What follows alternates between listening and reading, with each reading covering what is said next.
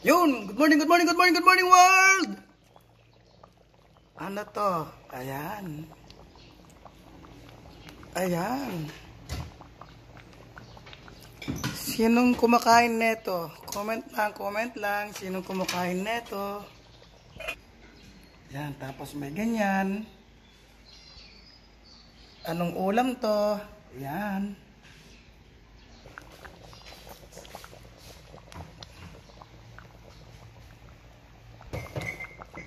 Yun. Sinong may gusto? Halina kayo. Oh. Ha? Comment lang. Anong ulam to? At sinong may gusto neto? Alright. Woo! Ciao na.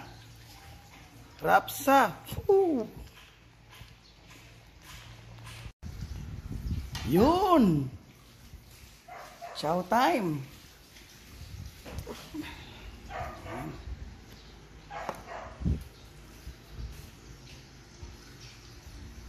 Yan, try na natin to. Tirahin na, baka tirahin pa ng iba. Yun, merong tuwalya ng baka, tapos bulaklak ng saging. Lagyan natin ng bagoong.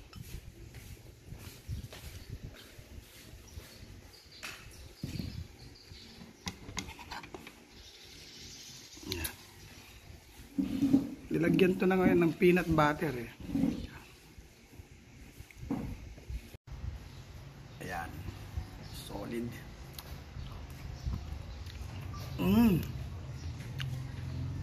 Lasang Jana pa. Solid, grabe. Isa sa mga paborito kong ulam talaga to. Tawag dito, kare-kare. Wala akong ibang alam na pangalan ng kare-kare. Laging kare-kare lang narinig ko. Kahit sa Kapampangan, kare-kare. Ewan ko lang kung merong ibang term sa ibang probinsya. Pero sa amin, kare-kare. Tsaka sa Tagalog, I think kare-kare pa rin. Isa to sa mga paborito kong ulam. Actually, ito talaga pinaka-paborito kong ulam. Kare-kare. Solid. Kain na!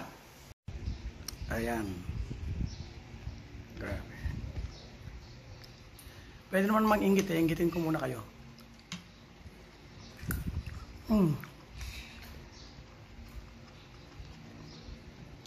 Sarap. Konting kanin.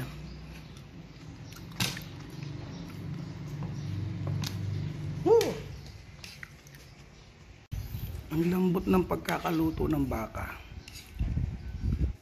Kinasabaw. Yan.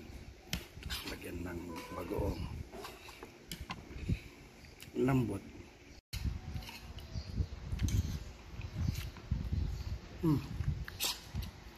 Makakalimutan. Kailangan talaga pag kumakain ka nito at lalo na yung nagluto, ang galing, sarap ng pagluto. Kailangan bago ako kumain nito, may nakahanda kang papel at lapis.